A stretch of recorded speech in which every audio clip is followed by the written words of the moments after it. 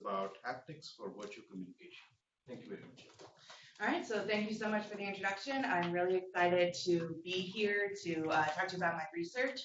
And so I direct the Harvey Lab at the main USC campus, which stands for the Haptics, Robotics, and Virtual Interaction. And so I deal all with haptics, which is the sense of touch. And so the sense of touch really is an underappreciated sense. So if you ask someone, what are the most important senses, what are your most important senses, or what are robots' most important senses, they would think sight or sound or hearing. But I'm here to argue that touch is one of the most important senses, and we really need to start paying attention to that when we start thinking about both robotics and our interactions with the virtual world. And so I wanted to start with a video that I think really clearly illustrates how important our sense of touch is. And so this is a video from Dr. Roland Johansson. And so it's a pretty simple task where they ask someone to light a match. And so the first part of the task is just normal sensory capabilities, really easy to light the match. And the second part of the task, they actually anesthetize the woman's fingers. And so they remove the sense of touch. And it's really difficult to do this task. So it's kind of painful to sit here and watch her try to even just pick up the match. Eventually does it, picks up the match. Oh, gonna light it eventually. She eventually gets there, but it takes a very long time. So anyway, so this is what really robotics asks us to do, or we ask robots to do, and what computers asks us to do is to do everything without the sense of touch, even though our sense of touch is so important to how we interact with the world around us. So our computer sees us like this. We have just single monocular vision. We sometimes have stereo audio. And now that we have touch screens, you really only interact with the computer through like a single finger. But that single finger, even though you can interact with the computer, it really doesn't feel realistic. It feels glassy, it feels smooth, it doesn't feel anything like when you interact with your real environment. So my research is seeking to increase and expand this representation of how the computer sees you so that we can encapsulate a more complete version of a human. So the first part of my talk, I want to go over a little bit of the research that I did in my PhD about how we can use haptics to augment virtual interaction. So basically, how to make you feel things through a computer. And so we don't want to just make you feel anything. We want you to make you feel things that feel real. So actually feel like this wall or like this wood. And so we take an approach which we've coined haptography, which is haptic photography. So which is a way that we can record data that you would, that record the data like the touch signals that you create when you touch actual objects in your real world. So this is similar to taking a like haptic snapshot of interesting touch interactions with the real world. And so specifically, we were looking at the perception of recreating the sensation of textured objects that you feel through a rigid link like a tool. And so this is a really complicated problem. If you ask someone just what does a texture feel like, it's really difficult for someone to describe what that feels like. So if we take a step back and look at the perception, people have studied this problem.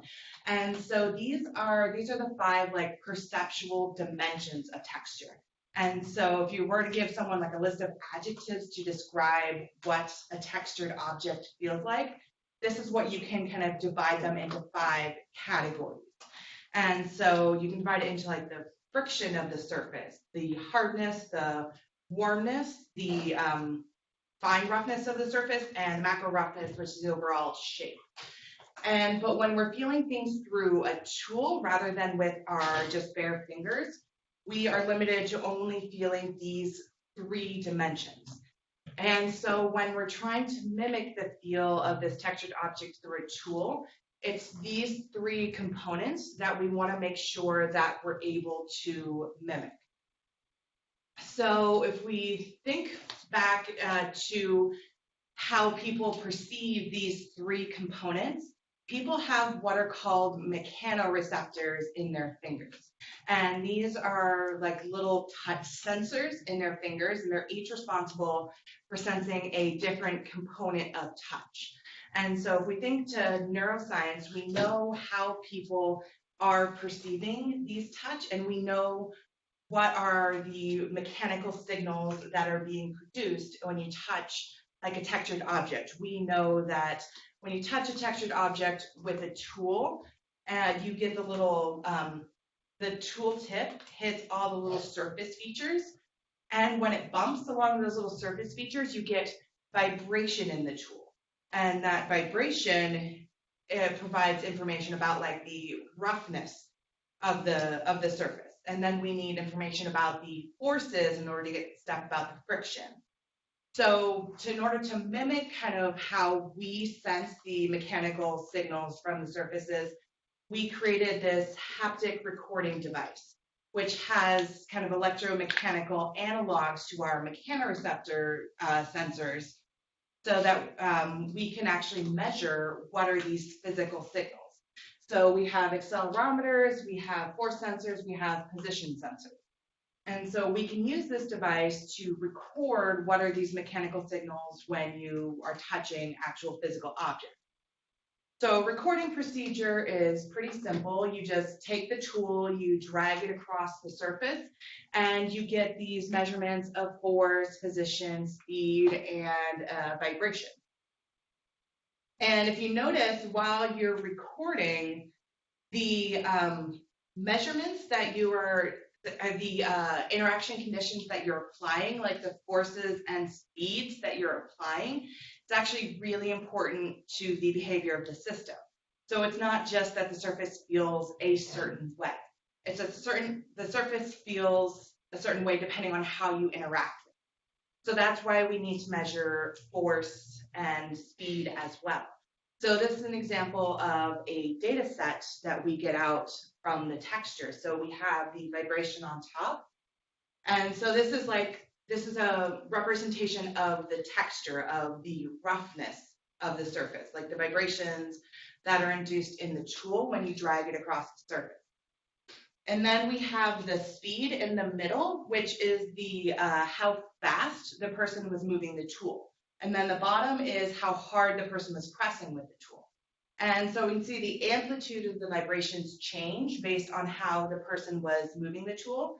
And if we look into the frequency spectrum as well, the whole behavior of the vibration signal changes, both amplitude and frequency. And so capturing all this information is really important. So we can't just capture the vibration signal. We need to capture the vibration signal as a function of how the person's moving. And so if we want to create a model of this vibration signal, because we want to be able to play like this vibration signal back when a person's moving in a virtual environment. So now that we've recorded it, that's like part of it. And now we need to be able to render it. So now we want to be able to play it back to the user when they touch a virtual texture. And so for that, we need a mathematical model or mathematical representation of the texture. And so looking at this vibration signal, it's actually modeled very well by methods from speech processing. So because the vibration signal, although it's pretty low frequencies, it actually has a lot of the same characteristics as an audio signal. And so we can actually model it using the same audio models. For here, we use autoregressive models. And but you may know that one of the properties of an autoregressive model is that the spectrum has to be constant. And show here that the spectrum of this vibration signal is not constant. So we can't model the entire vibration signal as a single autoregressive model. We instead have to model it as a piecewise autoregressive model, and so we have to break it up into segments where the spectrum is approximately constant. And so that allows us to get an autoregressive model at each one of these individual segments.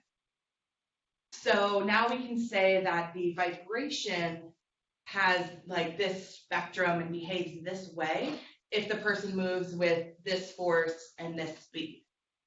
And so that allows us to get a representation that the surface is going to feel like this if the person moves like this. And so once we do that, we can model that as an autoregressive model and kind of store it and label it with the forces and speeds that the person uses. We do that for all of the segments of all the data we've recorded, and that gives us what we've called a texture model set. So this is a representation of how the surface feels no matter how the person uses. So each of the little dots is like a node. It's a model of how the surface feels if the person moves in that particular way, at that force, at that speed. So now that we have this texture model set, we can render, or we can display, use these models to create like virtual versions of the textures using just measurements of the person's force and speed through virtual space. So say we have like a tablet computer, and we have measurements of how the person's moving, speed and force, like this green trajectory here. And we want to be able to render the new texture signal. Then we take the user's measurement of force and speed, and now we can interpolate between the models around it and get a better approximation of that force and speed, or of how the surface should feel at that force and speed, and then create a virtual texture signal that we can play back to the user. So how this would look in practice for like multiple surfaces. So we have a like virtual trajectory here of force and speed for a user. And so then we created models for 6 different surfaces. And so if we feed this force and speed trajectory through the 6 different models, then we get these 6 different texture signals out.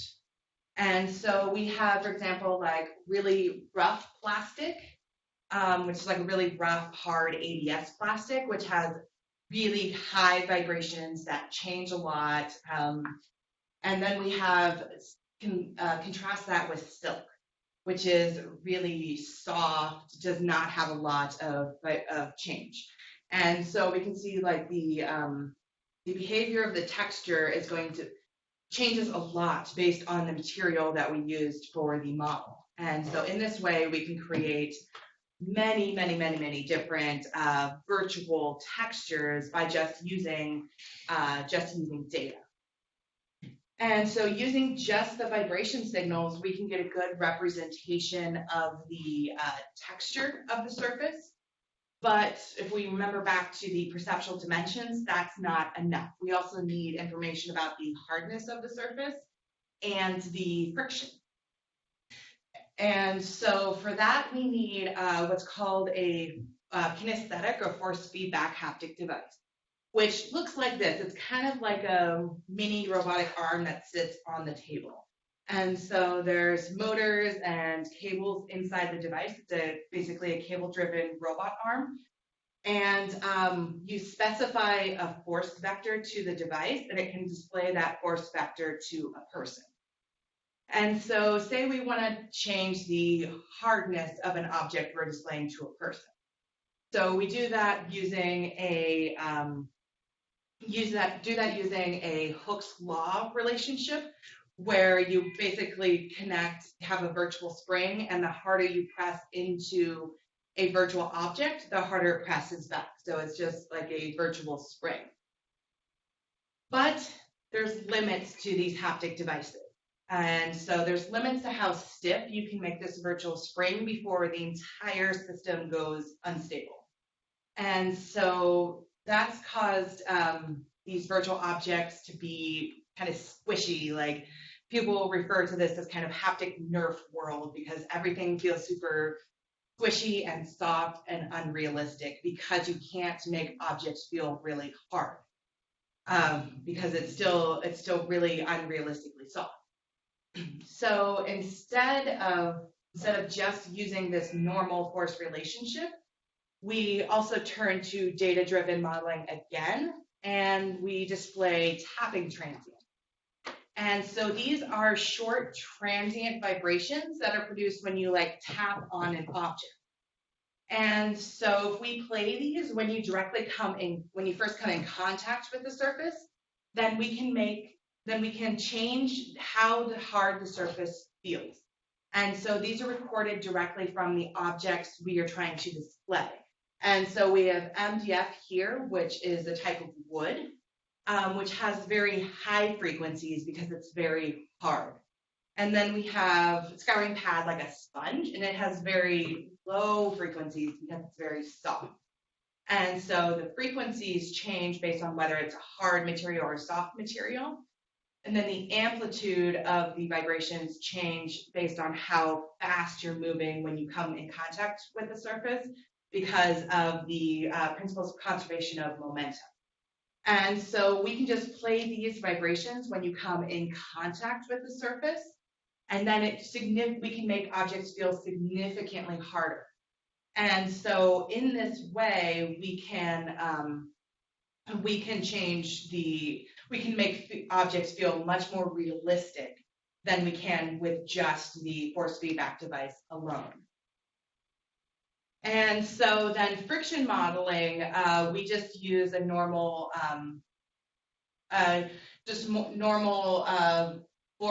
friction force equals mu times force normal, where we model the coefficient of friction as well using data recorded from the surface. And so we have to add an additional vibration actuator to this force feedback device because the device has really low bandwidth. And so we can't display really high frequencies out of the device because it can't replicate those high frequencies. So this is a voice coil device, and it's basically a speaker. It has an electromagnet and a permanent magnet. So we send the vibration signal through the electromagnet. It moves the magnet back and forth really quickly, and then that outputs a vibration signal. And so we attach that to the force feedback device, and now we can have both the texture vibrations, we can have the hardness through the tapping transients, and we can have the friction through the force feedback device. And so displaying all of these three components, we ran a study to test the realism of the surface, of the virtual surfaces. We tested 10 virtual surfaces, and we had people rate the perceptual dimensions of the real and virtual surfaces to see how closely we could get people to match them. And so we tested the 10 surfaces, and we saw that we matched the slipperiness of the real and virtual surfaces very well by adding the friction. We matched the hardness very well by adding the tapping transients, and we matched the roughness pretty well by adding the texture vibration. So by adding these three components together, we were able to get really accurate recreations of the real surfaces. And so using these models, we actually created the most realistic virtual surfaces to date. And so that has really high promise to actually using these data-driven models rather than physics-based models. So want to switch gears a little bit. So that was my PhD work, and now switching gears a little bit to the work that I did in my postdoc, which we're now continuing on at USC, and which is haptics to augment social interaction. And so if you're thinking specifically, this is about social touch. So how people communicate to one another through touch.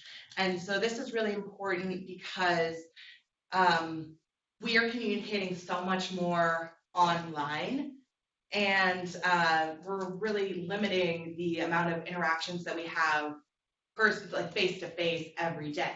And so the goal behind this project was to create a haptic device, or like a wearable haptic device that we could use to communicate these social gestures, such as, strokes, pat, pokes, to one another virtually. So rather than having to be in the same place, if you could text one another like a touch emoji rather than just like a picture on your phone.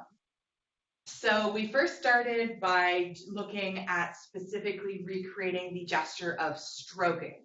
And because stroking along the arm is associated with very positive social touch. It's used very effectively to communicate emotions such as love, sympathy, and sadness.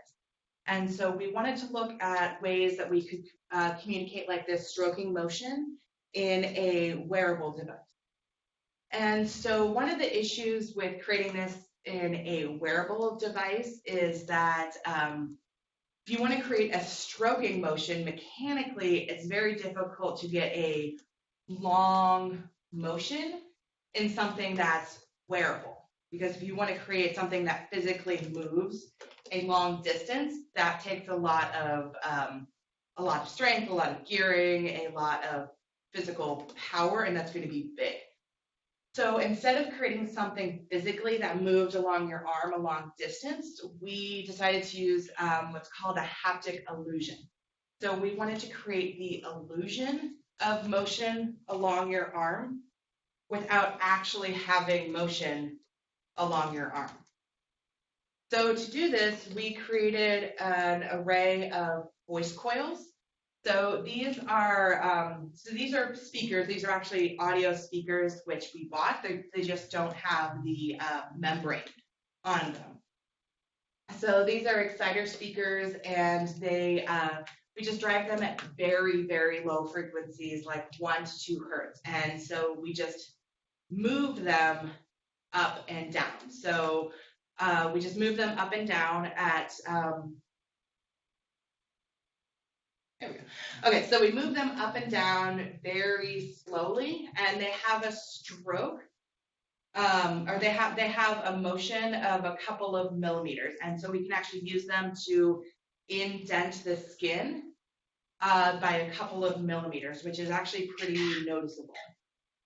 And so we control these. So we have an array of these, and we put them on the arm. And so the first thing we do is we have them on the arm and we retract them from the skin so they're not touching.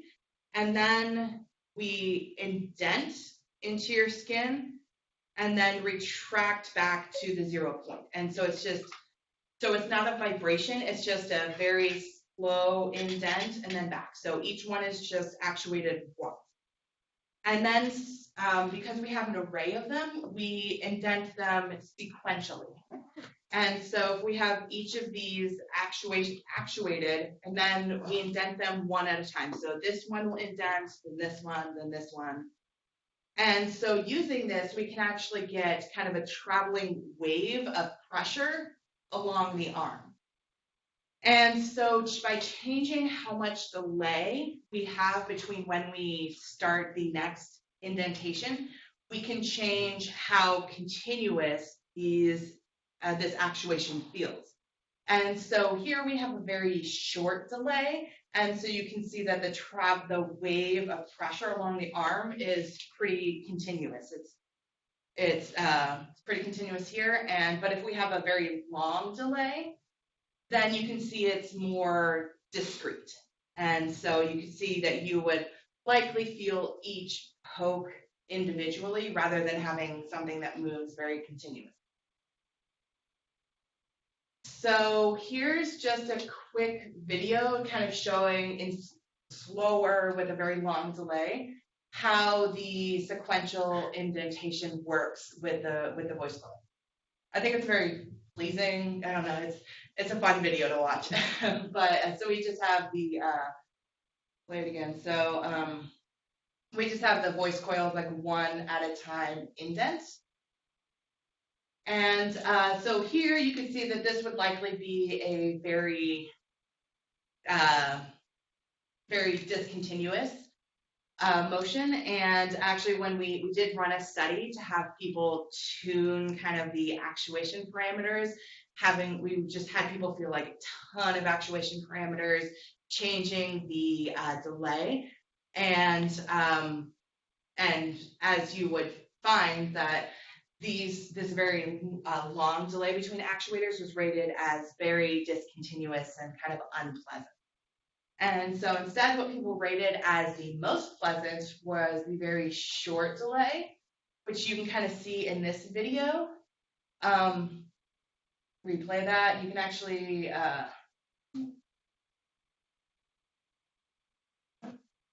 we go. You can actually kind of see in the video how it gets kind of a wave pattern on the skin. And so this actually creates the sensation of something continuous moving along your skin. So even though we are not moving anything laterally, we are just moving normally into your skin, like up and down, we actually create this sensation that we are moving something against your skin. It's actually a very pleasant sensation.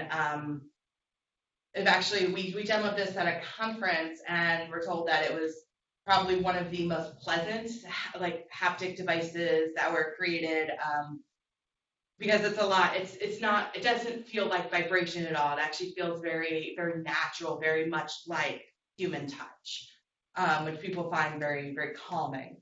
And so we put this in a wearable device, and so we just put these in a sleeve, which you then wear on your arm. So basically takes up the entire forearm, and we can change, the direction, we can change how fast it moves, but people prefer actually a slower speed. So there's actually these mechanoreceptors in your arm, in your hairy skin, that are called CT afferents, and these respond maximally to slow stroking motion, about 1 to 10 centimeters per second.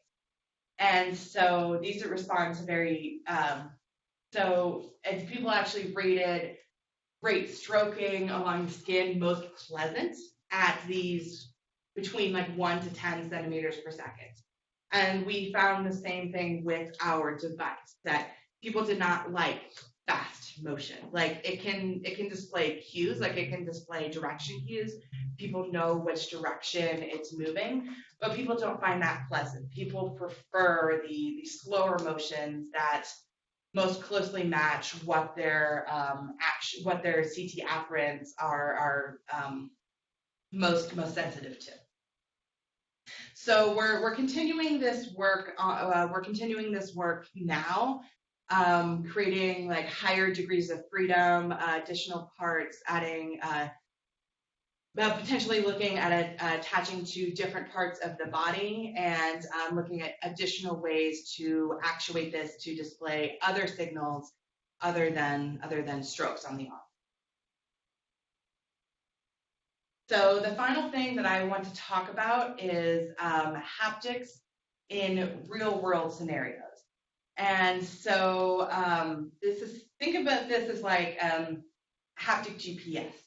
So for like if you have your phone or your watch and it displays like vibration signals if it wants you to turn or wants you to go a certain way.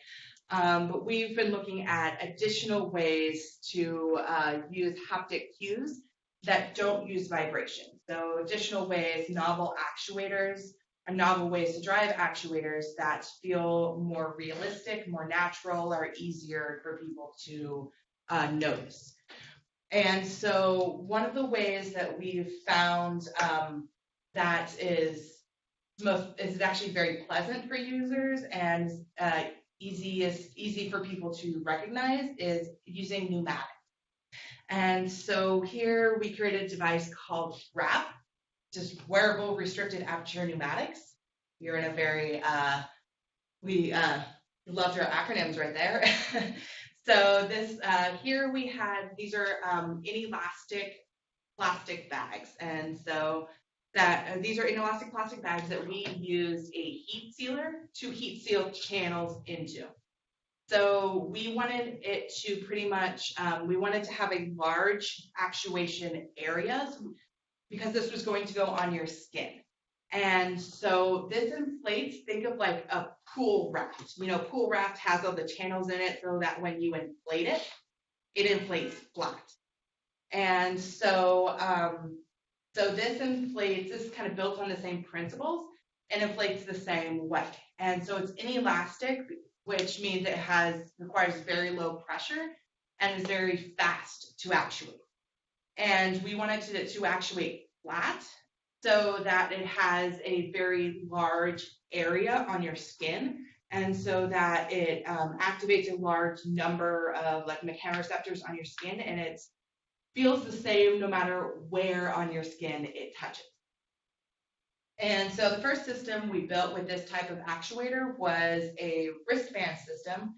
We put one on the top, bottom, left, and right of the wristband, so to just see how effective this device was at determining the, having people determine the direction of cues.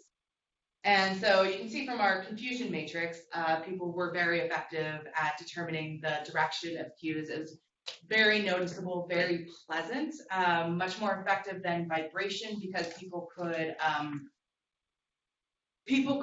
isolate it better. So vibration tends to propagate through the skin. So if you have a vibration actuator on the top of your wrist, the vibrations will propagate over here. So it's harder for people to localize where the vibration is coming from. But with these actuators, because we're just using pressure is a lot easier for people to localize.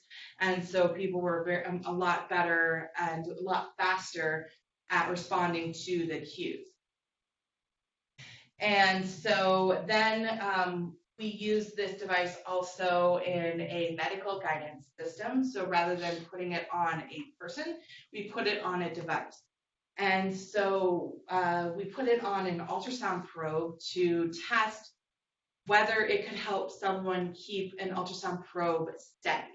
And so this was kind of like like the rumble strip on the side of the road, because we were using this for helping clinicians with ultrasound guided needle insertion. And so when you're trying to insert a needle and you're using an ultrasound to help you guide the needle into position, like into inserting into a tumor to deliver drugs, then keeping the position of the ultrasound probe steady is really important because the ultrasound beam is really, really narrow. And so if the ultrasound probe moves, then you actually lose the tumor. And so then you're going to have a failure in getting the needle into the correct spot. And so it's actually really difficult to hold the ultrasound probe steady, if anyone's ever had the chance to try it. So here we had, we just put the little actuators on the side of the balloon, or on the side of the probe, and then if someone tilted right, then we would pulse the inflation in that direction. And so pulsing is a lot more noticeable than just straight inflation. So we would pulse it, then they would move back to the center. Same way if they moved left. So it was repulsive actuation. And so we tested this with visual guidance versus haptic guidance, and people had a lot fewer errors with the haptic guidance versus vision, and were a lot faster to respond with haptics versus vision. And this is because the task of inserting the needle into like the phantom tissue we're using is a very highly visual task. And so when you have vision for that task and you're trying to use vision to look at an error cue, it's too much vision. And so then you can actually overload your vision sensors.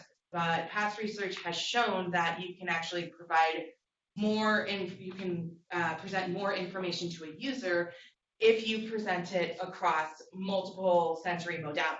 And so here we're presenting like the same amount of information to the user, but we're presenting some of it as visual and some of it as haptic.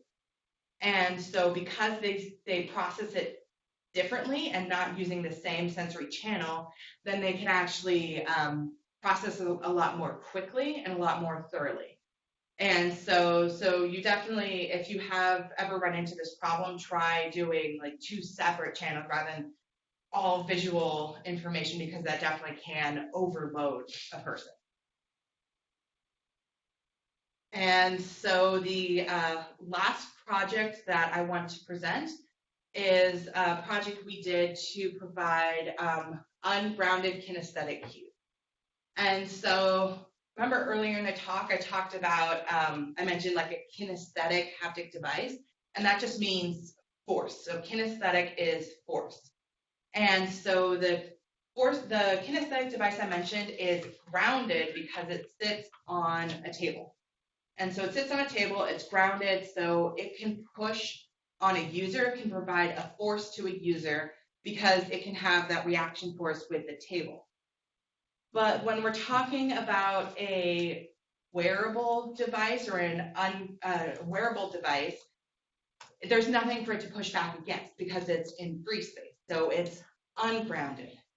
And so we want to be able to display a force sensation to a user because it's really easy for people to recognize, but you can't provide like a net force to a user because there's no reaction force, so physics is working against us there. So instead, we use what are called asymmetric vibration. So here we take the voice coil actuator that I've talked about a couple times in this presentation, and we drive it asymmetrically. So we take the magnet inside, we push it really fast in one direction, and then really slowly back, and then do this repeatedly at like 50 hertz. And then we get these really high skin deformation in one direction and really low skin deformation in the other direction. When the person is holding this in their hand or it's attached to their skin, they actually feel as though their hand is being tugged in that direction. So we can make them feel as though we're applying a force to their hand, even though the net force is 0. And so if we look at kind of like a visual representation of this, here is the actuator on a table. And so we can actually make the actuator travel back and forth. And this is because it's overcoming static friction in one direction and not overcoming static friction in the other direction. And so we use kind of the same principles to provide the force sensation to the user. And so we created we use this to create our wearable system waves, just wearable asymmetric vibration excitation system. And so we use using 3 actuators because they are linear actuators, and so they can only provide 2 directions. So left and right, forward and backwards, up or down. The magnet can only move, one direction. And so using 3 actuators that we attach to the skin, we can actually provide 3 directions of force motion to the user's hand. So this is completely ungrounded force to the user's hand, and we can make them feel as though we're actually pulling their hand forward or up. We can add the force vectors together to make them feel as though they're going in at an angle. And what's interesting about these is that you feel compelled to move. So it's not just that you feel a force, you feel compelled to move with the force. And because these are just linear forces, we can actually use 2 of them together to create a force couple. to provide a moment or a torque on the user's hand. And so to provide, using 6 actuators, we can actually provide 3 degrees of torque, torque feedback to the user's hand as well. And so, we can actually, using 6 actuators, we can provide, 6 degrees of freedom, both force and torque, to the user's hand, completely ungrounded. So we use these asymmetric vibrations as a communication system with a follower robot. So we use these as kind of a haptic tether to communicate between you and a robot follower. So say you had a robot who is following you around town and is carrying your groceries, and you're in busy downtown LA, and there's a bunch of people around, and you don't want to keep looking around to make sure your robot's actually following you and didn't get stuck. So think now if you had a dog. So a dog leash allows you to provide the same, provides bi-directional information between you and the dog. And so you get information of where the dog is through the leash, and you can provide information to cues to the dog through the leash. And so this is that was kind of the inspiration behind this project, is that we used kind of the inspiration of the dog leash to provide, to create this haptic tether between you and a follower robot. And so this holdable device, we could both provide cues about where the robot is, whether the robot has any errors, and then also provide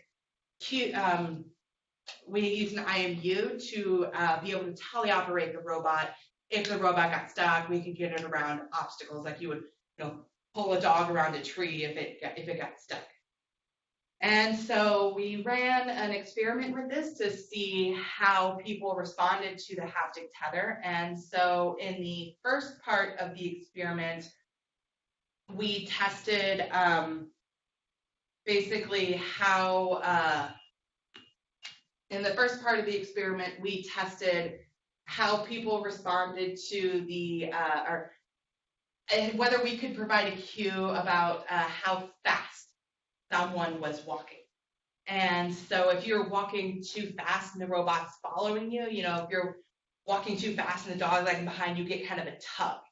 And so the first part in condition 1 is where the robot, there was no feedback. And so the robot kept getting stuck because the person would walk too fast. And you can see over time, the person did not learn to walk any slower. And so here with the feedback, the person actually learned pretty well to when they would get a tug, then they would learn to, then they would be able to slow down. And so they had significantly fewer conditions where the robot got stuck because the person walked too fast and then the robot lost them visually. The second condition is, or the second study we ran, is where the robot just stopped randomly. So here could be like if the robot got stuck on a curb or hit something, just some random condition in the environment that you have no control over. And so with the, so condition 3 is where they had no feedback, and condition 4 is where you did have the haptic cue of when the robot got stuck. And so people were able to notice the robot getting stuck and respond to it much more quickly when you did have the feedback. And so these preliminary results show that having this kind of haptic communication between a robot and a human is very, very promising when you have robots out in the wild and in a natural setting, because you're not going to constantly need to be looking at your phone or looking behind you to see what the robot is doing. And you also don't want to have visual or auditory cues. Haptics is a lot more private and a lot more noticeable when you're in this very busy setting. All right, so want to conclude my talk here, kind of give you, talked about a lot, so I just kind of want to give you a reminder of everything that I talked about, and I want to thank all my students who showed up today, and everyone else who's worked on me for the past projects, and I'm happy to take any questions that you guys have. Go ahead. Oh, I'm asking, do you offer any course about this topic in the USC? Not yet, but I am planning a course. Probably will start next, not this following year, but the year after. But I do not currently offer a course. Right. I'm very interested. It's fascinating. Oh yeah. I'll graduate this year December, but yeah. If you need a free labor and I can work, I'm very interested. I can do like a couple hours of like 10 hours a week on the weekend. I can. Yeah, well, we'll talk. Yeah. Yeah, this is very fascinating. Thank you. My question was actually probably an easy one. So I like the application where you showed the haptic feedback to the ultrasound device. So isn't it conceivable to have this for surgical equipment as well? Where the hospital is. My brother is actually a surgeon, so it sort of takes this little skill to do the minute actions to get those right, the stitching activities, and so forth. And they're going into the heart, and they're very careful not to hit the wall. So I would imagine that it would be very relevant in those situations as well. I mean, is there a reason why it hasn't been done there? Is it because it's too big to attach to surgical equipment? So are you talking more about guidance with surgery or like feedback with virtual? Guidance for surgery, haptic guidance.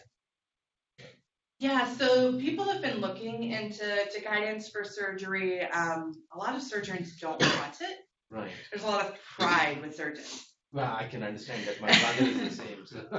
There's a lot of pride with surgeons who don't want to be told that they can't, that them doing it by themselves is not enough.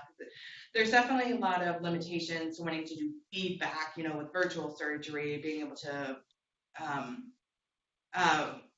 sense something and display it. But in terms of guidance, there hasn't really been anyone to step up to say there's a need for that, because a lot of it can be learned. And so so we actually found with the ultrasound project is that it did not have an effect with experts, but it had a significant effect with novices. Right. And so for these type of feedback devices, we may want to focus on training and for helping novices rather than helping experts. And that would get around the pride aspect as well. But I definitely think there is a need, especially in the training. One more question that I have is, you spoke about the data-driven models. Can you outline a few of the drawbacks of physics-based models? Right. So one of the problems with physics-based is if a lot of it is hand-tuned, and so you have someone who has to sit there and they have a certain number of knobs. And so the physics-based model has these knobs that you have to tune for, and then so it's more of an approximation, because the person has to sit there, tune the knob, they're like, oh yeah, that feels right, or that feels correct, and tune all the knobs separately. Another one of the limitations is computational time. And so to run any of the physics-based models, it takes a lot of computation depending on how complex you want to be. And so to do just simple contact, it's pretty easy, but to do contact of an object with a textured surface, that's a lot more complex. To do a contact with a deformable surface, that's a lot more complex. And so it gets to the point where you can't actually render it in real time. And so you can't, it's too complex, you can't take the, you run into the same problem with graphics, where you can't take, a user's input, feed it into the model, and then get an output in real time, because haptics has to be run at about 1,000 hertz, like loop rate, in order to be stable, in order to feel realistic. But data-driven modeling is, looking up in tables. It's not any more complex than audio processing. And so it allows us to do things a lot faster. Yeah. Regarding that ungrounded actuator, how big this actuator can be? Can you use this in a bigger version for moving your body, not just a finger? So the voice coils can be quite big. We could definitely. So the sensation does certainly get stronger the more you move, and so people have used similar principles actually for moving things in a vacuum. And so you can actually take a plate and asymmetrically move the plate, and then that moves objects like in a vacuum, so you don't have to have any manipulators like in a vacuum. And so you could have something like that as well if you wanted to like physically move a person.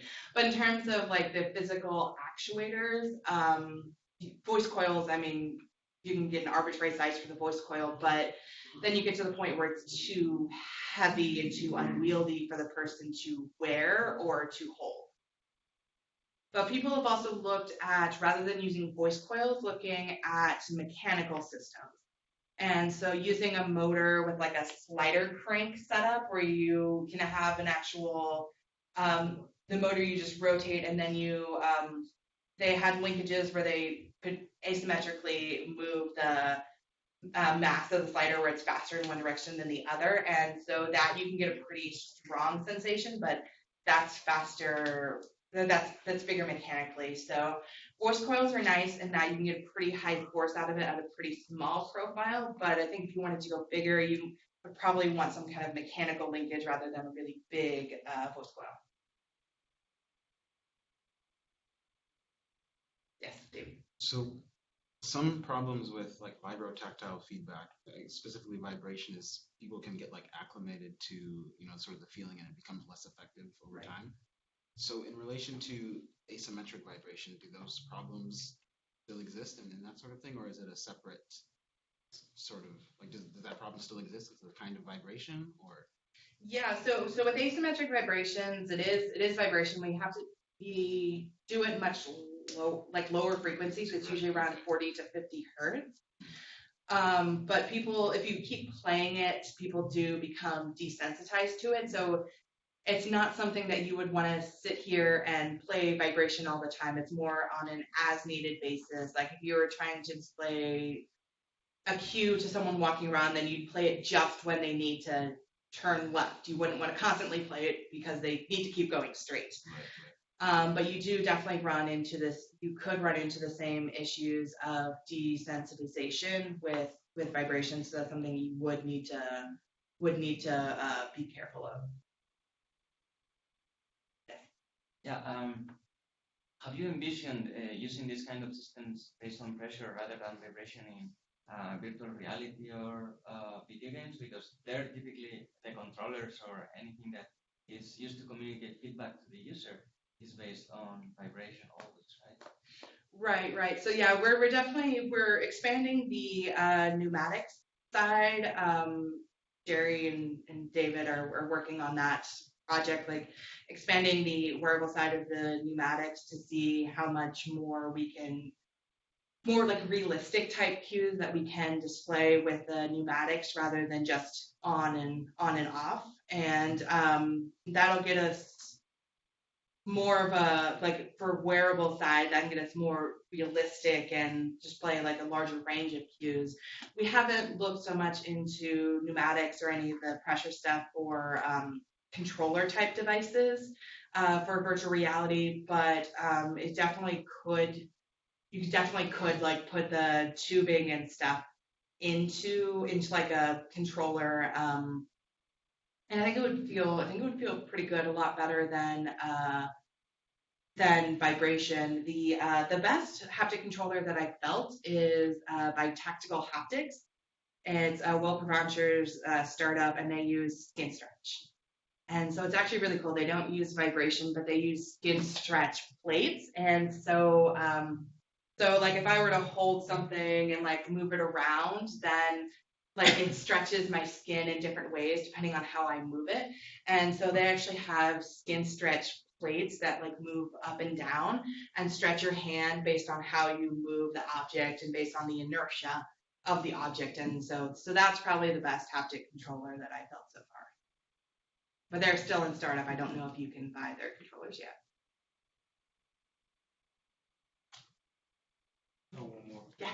Have you worked with the medical, like department of USA? Because I'm thinking one problem, people are having hard time to breathe. And when they sleep, if they have like scared dream or anything, they feel like, oh, I'm lack of air. So if the second one is a wise call, you can comfort them. That could solve a problem. And also, lots of people die because of it. They felt, oh my God, I lack of air. And then if that actually works, you can like save people by some of kind, right? Yeah. So we haven't. We've actually submitted a grant to work with children with autism for kind of looking at anxiety for children with autism, which this would be a part of like using like those calming type sensations. But I haven't thought of more of people like sleeping. So we haven't specifically talked to the med school in relation to that, but that's a really interesting idea. Yeah, and also another one is about the first one, touch. Actually, in 2015, they were having competition about robotics. So they give some tasks to try, and they will hide in another task to test your robotics. So, like the best robot can hold a cup of coffee and hold it up and place it down. Probably take 30 seconds, but it actually recognized by the eye, not the touch. Right. If they can use your way to feel, oh, that's a glass, the temperature is a glass, and hold it, probably increase a lot. Right. Yeah. Vision tends to be very slow and inaccurate. So there's definitely a lot you can do with this touch. Yeah, and also Boston Dynamics, they're using the barcode to recognize the task, not the touch. Oh yeah.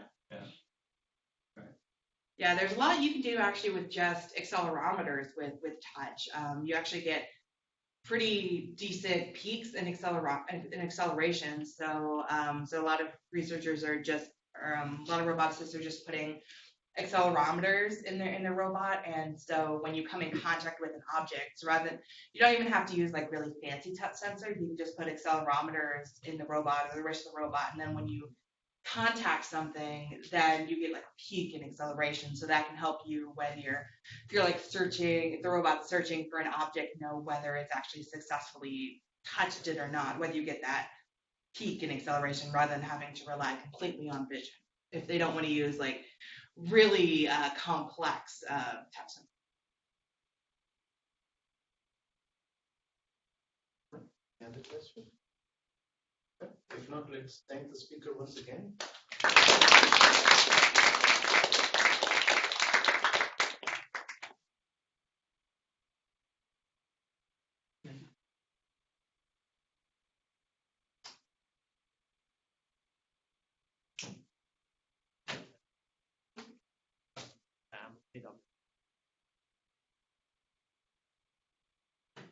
My students got it.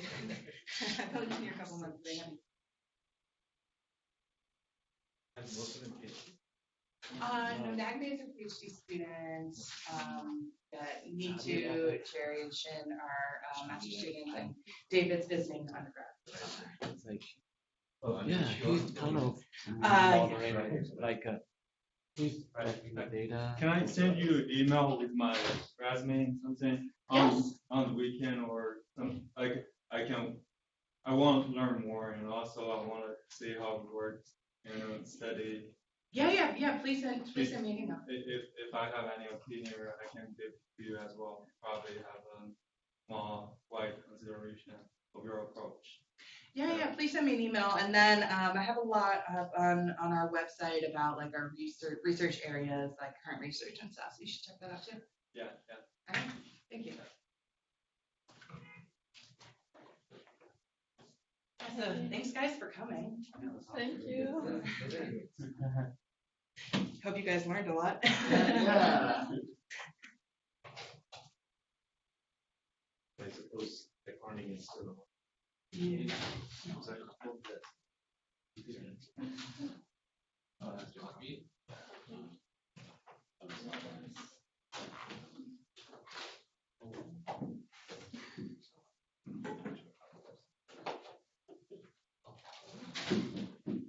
So the plan is to go out for lunch. Okay. And, you're welcome to leave your stuff in my office.